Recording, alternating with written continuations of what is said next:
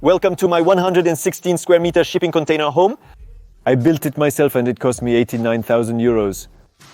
I chose to make a container house because it was easier to do as a self-build and because it cost me less. After 2 years of effort, I now reside in the house and I'm certain I made the correct decision. But if I chose to live in a container house, it's also because I wanted an ecological house. In this video, we will therefore compare the carbon footprint of my container house to the carbon footprint of a concrete house, then a wooden house. We will therefore finally see if container houses are really ecological houses.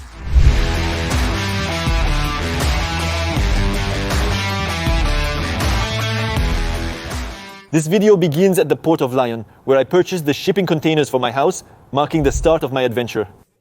And then later we will go meet Guillaume, the co-founder of CFC precisely, to talk about the ecological impact of containers and to get very precise information on this subject.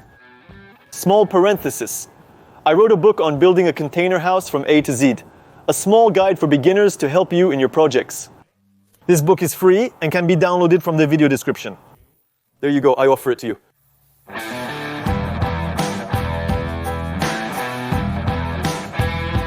To start, we're going to compare my 116 square meter container house to a concrete house of the same size, because it's the most commonly built type of house around us.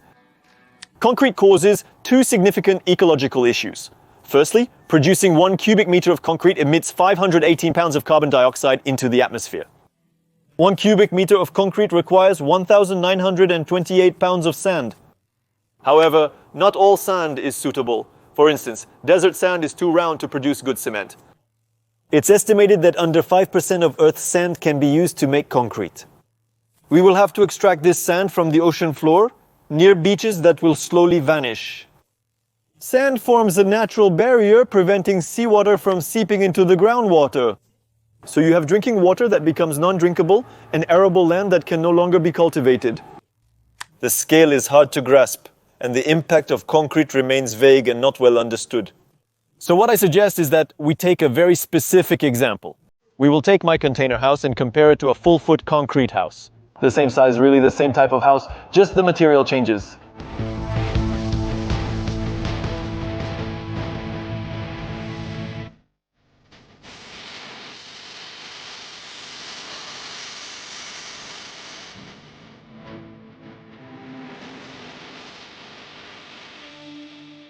Let's start with the foundations.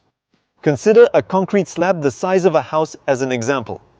And to make this slab, we would need 24 cubic meters of concrete, which is 5.6 tons of carbon dioxide. One of the advantages of the container house is that it weighs much less than the concrete house. Each container weighs about 3.6 tons.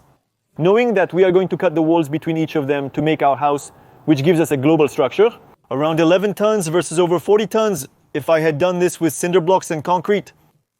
Another benefit of container structures is their completeness, with a roof, walls, and most importantly, a floor already in place. We can make smaller foundations like concrete plots using only 10 cubic meters of concrete. That's 2.35 tons of carbon dioxide, which is 2.4 times less than for a slab, a significant difference. But I've found an even better solution, the Technopiles. These are steel piles that we screw into the ground and that serve us as stilts to place the containers.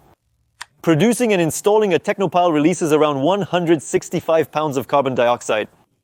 I used 20 piles, emitting 1.4 tons of carbon dioxide. Moreover, the piles can be unscrewed from the ground after roughly a century, and the steel can be recycled or reused. Lastly, producing Technopiles does not require overexploiting the planet's sand resources. It's always good to take. In conclusion, we therefore have 5-6 tons for the slab, 2.35 tons for the plots, and 1.4 tons for the Technopiles.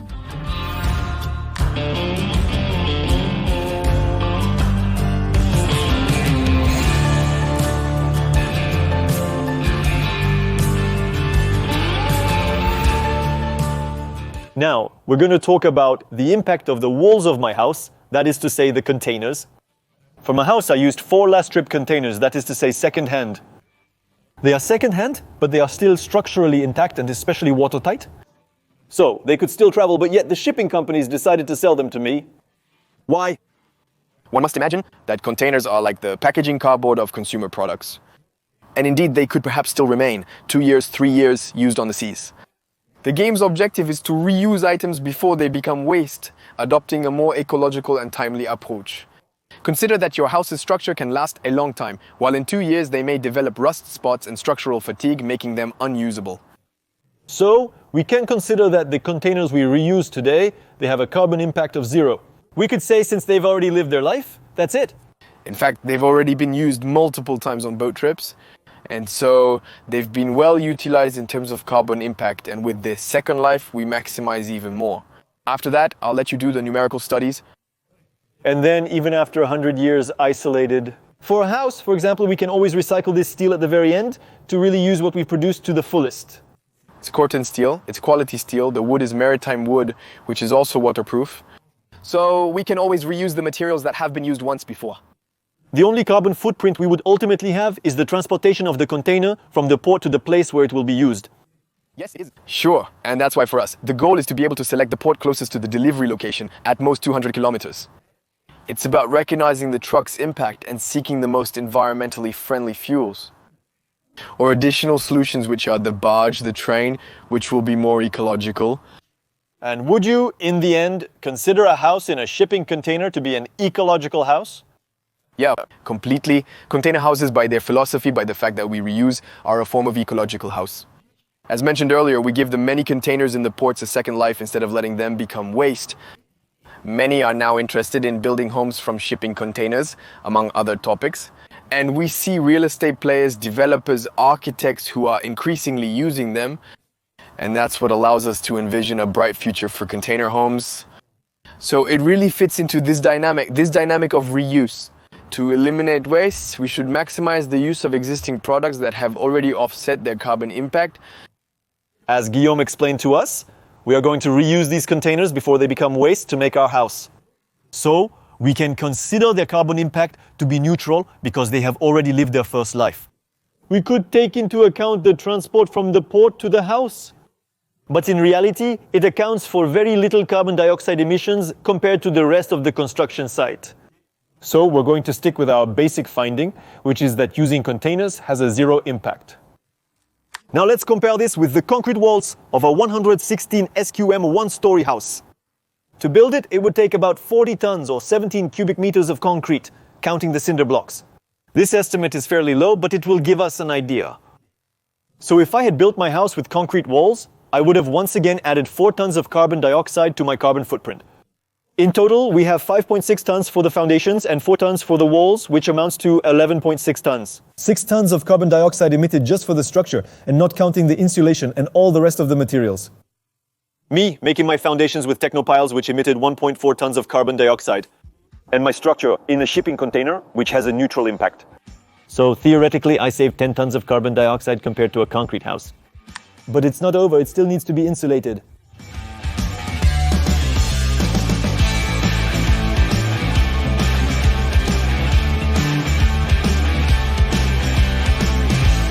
Let's now talk about the insulation of these walls. No matter what house you choose to build, you can choose any insulator. In the end, we'll compare the different insulators instead of comparing container, wood, and concrete. Most houses are insulated with polystyrene or polyurethane. Insulators derived from petroleum because they are inexpensive, efficient, and easy to install. Each insulator has an FDES sheet with its carbon impact expressed in kilograms of carbon dioxide per cubic meter of insulator. The production, transportation, and installation of polyurethane emits 343 pounds of carbon dioxide per cubic meter. To have insulation equivalent to what I put on my house, you would need to put 10 centimeters on the floor, 15 centimeters on the walls, and 20 centimeters on the roof, which equates to 54 cubic meters of polyurethane or 8.5 tons of carbon dioxide. For my house, I chose to use cellulose wadding on my roof. It's an insulator made from recycled newspaper, which has a very low carbon impact, 4 kilograms of carbon dioxide per cubic meter. For my walls, I chose wood wool, which has a lower carbon impact. 16, that means that for each cubic meter of wood wool we use, we remove 16 kilograms of carbon dioxide from the atmosphere. And that's normal because wood is a plant product that will absorb carbon dioxide during its growth and then store it for its entire life. And for my floor, Unfortunately, I had to use polyurethane because I found no other solution in my specific case, but it's quite possible to use something else. In total, I therefore used 40 cubic meters of cellulose WAD, 28 cubic meters of wood wool, and 12 cubic meters of polyurethane. We get 352.7 pounds of carbon dioxide minus 987 pounds plus 1,923 pounds, which totals 1.6 tons of carbon dioxide. It's clear that if I had chosen a more eco-friendly insulator like wood wool for the floor, I could have achieved a total carbon impact of 1,543 pounds of carbon dioxide per cubic meter. So the choice of insulation is really crucial if you want a truly ecological house.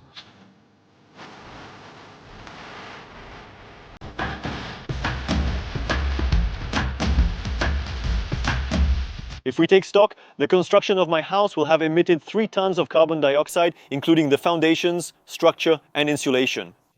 And I don't know how many kilos or tons more if we were to count everything else. Because yeah, we would also have to add the carbon impact of the joinery. So the windows, which are sand heated to a very high temperature, but also my roof, so either terracotta tiles heated to a very high temperature, or the PDM, a plastic top made from oil. There are also all the screws, the brackets, the drywall, the joints. Well, there you go, the list is long. It's still less than if I had built a traditional concrete house on a concrete slab and mainly insulated with polyurethane. There, I would have reached 20 tons of carbon dioxide, not to mention everything else. Let's draw a line and imagine that the center would be a place of balance where we would not take more from the planet than it can produce. Anything to the left would be considered polluting, as it would degrade the balance of ecosystems and life on this planet. The concrete house would be here, the container house would be closer to the center, but we forget what could be on the right. Houses that aim to upgrade, to improve, to participate in the life around us rather than destroy it.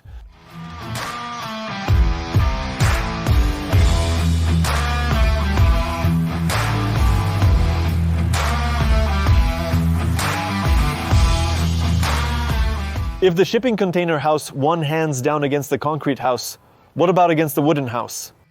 Because construction wood has a carbon impact of less than 460 kilos of carbon dioxide per cubic meter. Which means that the more wood we use in the construction of a house, the less carbon dioxide this construction will have emitted. Of course, our forests must be well managed and the wood must not come from deforestation, but that's another topic. For a wooden house's foundation, we can use either concrete or Technopiles. We then create a wooden slab that we can insulate with wadding, cellulose, or even better, wood wool. With Technopiles, we will have emitted 1.4 tons of carbon dioxide. But with the wooden structure and wood wool, we will have stored 3 tons of carbon dioxide, which gives us a base of minus 1.6 tons. To build the walls, we still use wood for the structure and wood wool or straw for insulation. Straw is even better because it has a lower carbon impact. 26. For the framework, we still use wooden straw or wood wool for insulation. If we really want something lighter and even cheaper, we switch to cellulose wadding. But we see that each major step of the house will therefore store more carbon than it will have emitted. So we end up with a house with a negative carbon balance, a truly ecological house that we can put to the right of the line. If I quickly go back to my container house, I still put 9 cubic meters of wood to accommodate my insulation on the walls and to build the frame. So I stored a little more than 4 tons of carbon dioxide, which ultimately offsets what I emitted with my construction. So my container house lands right in the middle of our line. Knowing that I used polyurethane to insulate my floor, if I had chosen a more ecological insulator, well, I would have gone to the right, but hey, I don't like the right. What an indignity. It's a disgrace.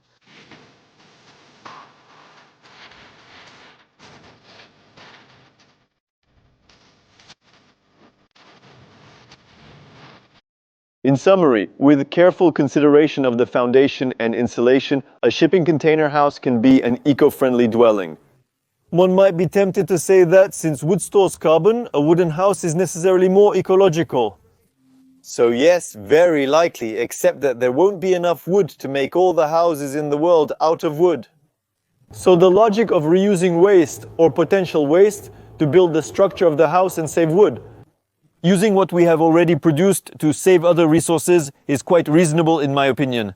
Whether it's in a container or with other initiatives, It reminds me of the Earthship, the ultimate eco-friendly house.